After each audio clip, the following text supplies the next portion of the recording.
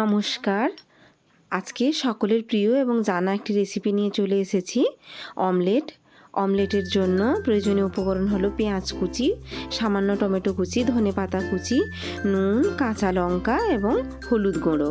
আমি এখানে 2টো ডিম ফাটিয়ে নিব। আপনারা আপনাদের প্রয়োজন অনুযায়ী ডিম নেবেন। ডিম ফাটানো হয়ে গেলে ওই পাত্রটিতে 1 চামচ নুন, সামান্য একটু হলুদ গুঁড়ো, একটা কাঁচা লঙ্কা কুচি দিয়ে ভালো করে ডিমগুলোকে ফেটিয়ে নিতে হবে। এবার দেখুন ডিমটা উপর নিচ করে দেখাচ্ছি, ভালো করে ফেটানো হয়ে গেছে। পিচ্ছিল জিনিস তো, ডিমটাকে ভালো করে একটু ফেটিয়ে নেবেন। আপনারা সকলেই জানেন, তাও আমি একটু আমার মতো করে বলে দিচ্ছি।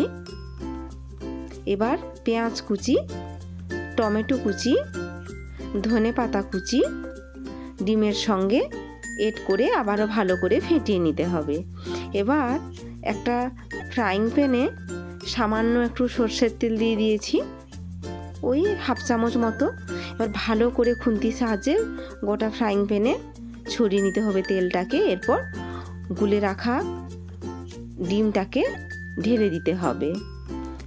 এবার হালকা হালকা করে ছাড়িয়ে নিয়ে উল্টে নিতে হবে ডিমটাকে। 1 মিনিট মতো রাখবেন, না হলে ডিম ছিঁড়ে যাবে। দেখেছেন কি সুন্দর করে ডিমটাকে উল্টে নিয়েছি। এবার এদিকটাও আপনারা 1 মিনিট মতো করে ভেজে নেবেন। এবার উল্টে পাল্টে আপনারা আপনাদের প্রয়োজনীয় সবজির সঙ্গে পরিবেশন করবেন। ভালো লাগলে অবশ্যই লাইক করবেন, কমেন্ট করবেন। দেখা হবে পরের ভিডিওতে। টাটা।